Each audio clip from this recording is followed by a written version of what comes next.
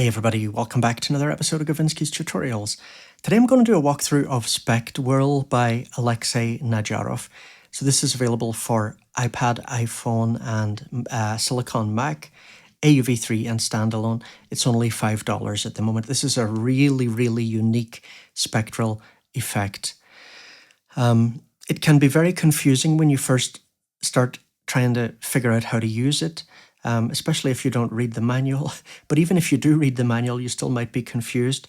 It really confused the hell out of me years ago when it came out. But yeah, I understand it now. So I'm going to, explain it pretty clearly, I hope, in this video. So let me let you hear, first of all, the first input audio that I'm going to use. 16 drones. Now, let me just get Spectwhirl. Let me take the, let's see. Let me take the dry wet down. Okay, so there it's, fully dry. What I'm going to do first is, I'm just going to explain to you first very briefly what this is doing, and I'm going to let you hear it now, and I'm just going to shut up for a few minutes, and I'm going to put a compressor on, so it's all nice and loud, and I'll just let you hear a few presets that I made, and then I'll explain what's going on. But first, I'll explain very quickly what it actually does. Basically, it will extract sine waves from the incoming audio and divide those into 4 categories: harmonic, inharmonic, 12 Edo, and other. And it'll put them through a delay line, and it'll allow you to process it all in various different ways. It's really pretty interesting. So let's just demo it, and I'll just keep quiet for a while, for a couple of minutes.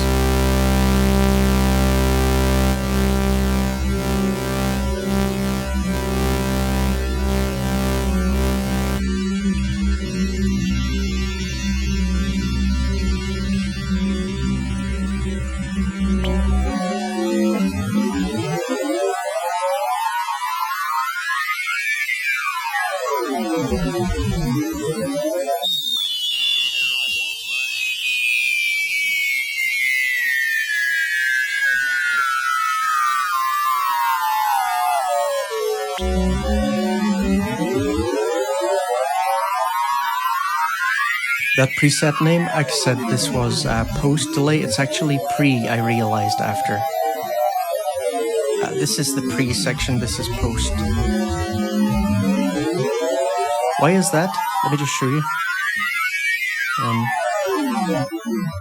See if I, stop the incoming audio. You see, the audio is coming in from this side, right? So that's why all the pre stuff is over here, post stuff is over here. So that's why the output slider is here, input slider is here, right?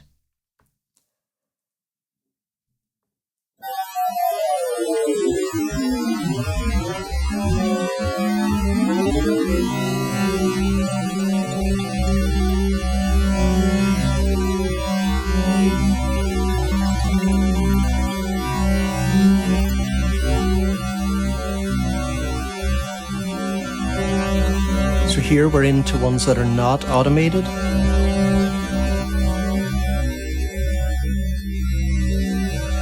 The automation is what makes it really interesting.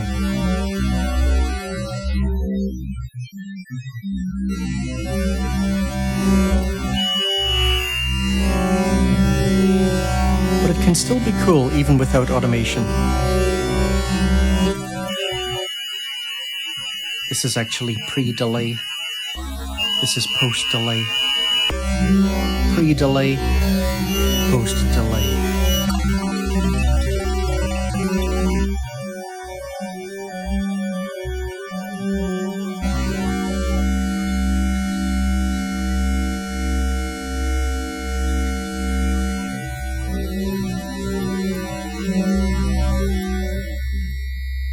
Freeze.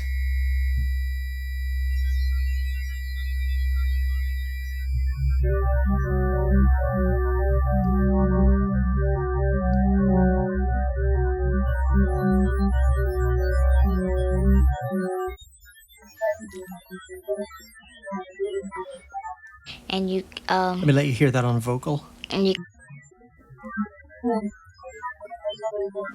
and the person that's it, they gotta go find other children. Gotta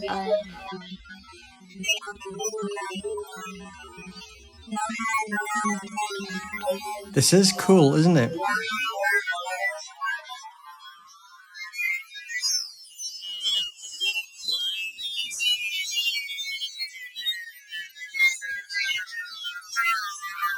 get finished. Go look for him. Again, you know, we can bring down the mix level. Well, before he starts looking for him, he gotta say the one first to last.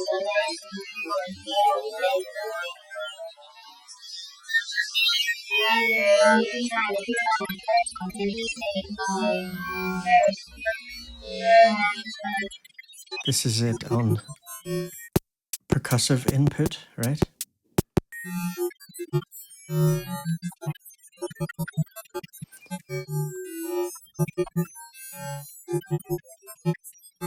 Okay, so we can use this on, you know, really all kinds of stuff. But I'm probably mostly going to go back to the drone for a lot of this explanation. So let's just have a little bit of silence for a minute. Just change things up. So look, here we have some buttons at the top. This edit one is really important. If this is toggled on, we have all these other buttons that disappear if it's toggled off, right? So over here, if I toggle this off, then now we're basically seeing the absolute bare minimum of controls. All we've got is the input slider, which if you remember is on the right, and that does actually make sense because everything's coming in from this side. So that's input, and then here's our output, right? And so if I say bring in this, this just means in out. Then here, now we have a freeze control. Let's listen to this.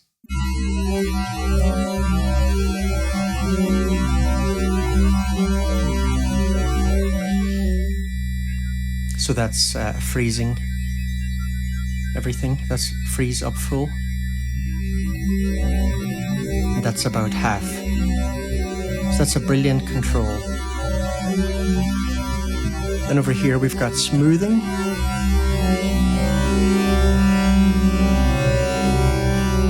That is basically spectral blurring. And it's absolutely brilliant, but that is very hard on the DSP. In general, this app is super hard on your processor. I'm using an M1 iPad. If I use this with my AirPods, the AirPods, I don't know if tell me if there's a way to make it stop doing this, but the AirPods lock AUM to a buffer size. It's like 480, right? I mean, I don't think I can change that, right?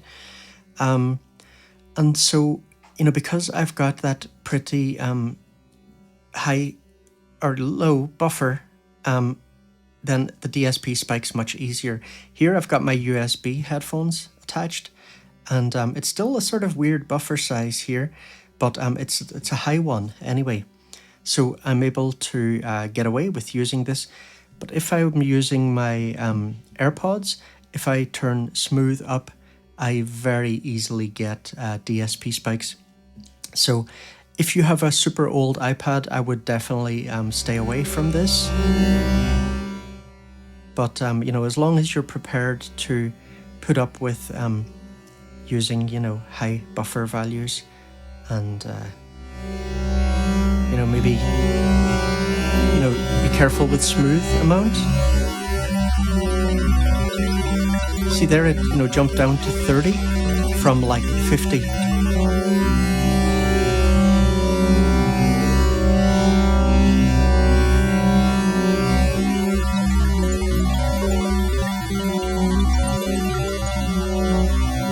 Double tap to reset to default.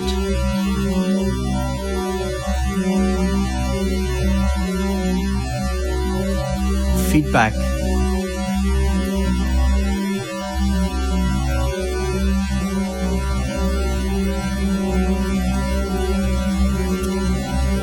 Now let me show you. So if that's feedback for the delays, right? Now let me get this compressor off so it's not so loud. So here, if I drag these, I'm changing the start and end point for the delays, right? So I grab the triangle, here, that's adjusting the end point actually, right? Because remember, everything's going right to left. So here's the start, here's the end. If I grab the square, it'll move both together, right? So, playing around with these will make a really massive difference to how things sound. At least a lot of the time it will.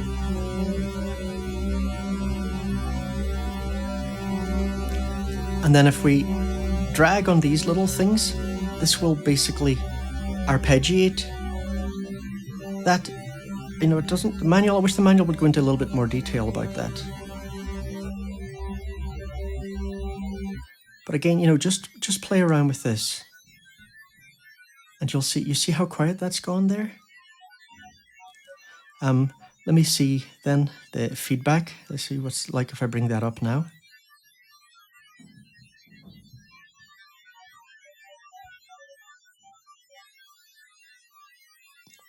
And let me see if I kind of bring these, bring the arpeggiation amount down.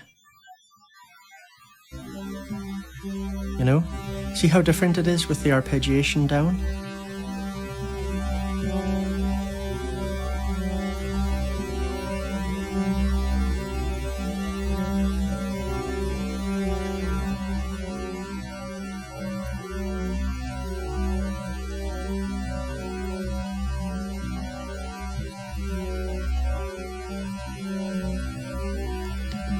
Range, here we basically have filters for each of these.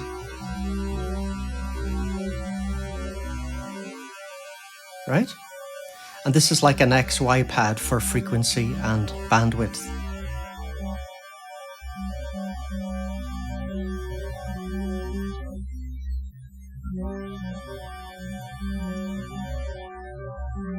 So that is pretty cool. And we can automate that, as you saw earlier.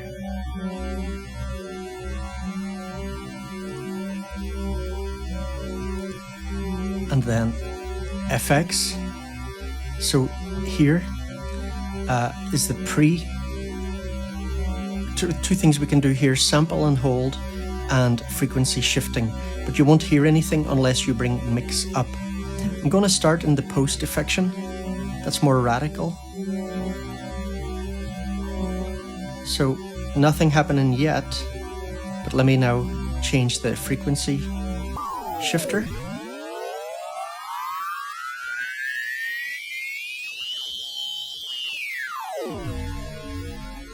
Okay.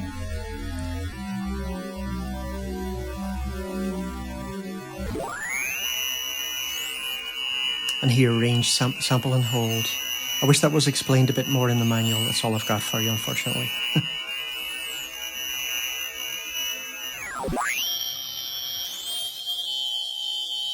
That sometimes makes a really big difference.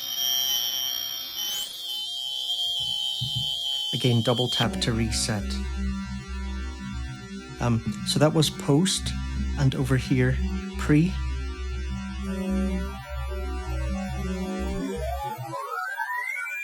So it's a more radical post. I like it post. I like it crunchy. Mix down so we're not hearing that anymore. And so then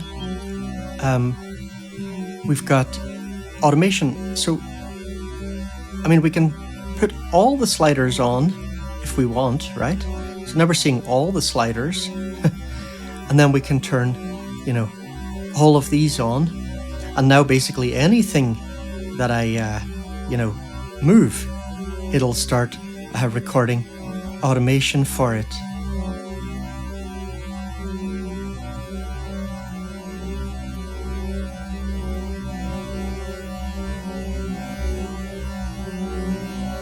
Now I'm playing with the smooth slider over here, this.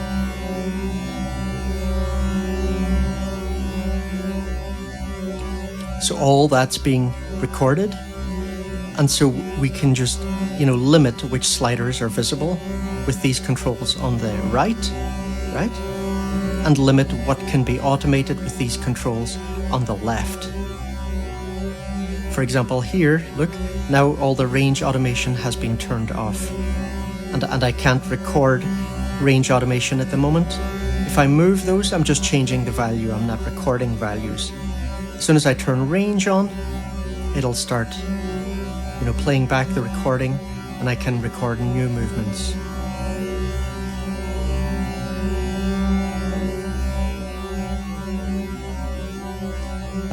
On sliders, if you want to stop the automation, just tap a value, tap here, and it'll be put back up to full again.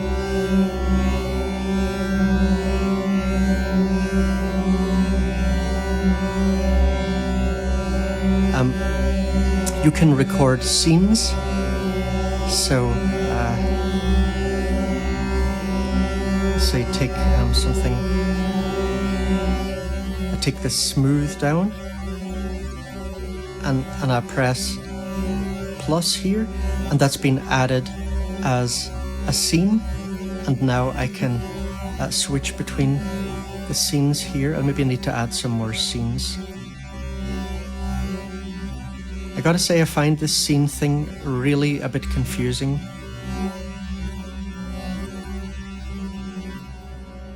There I've brought in the reverb. I've added that. Okay, let me see.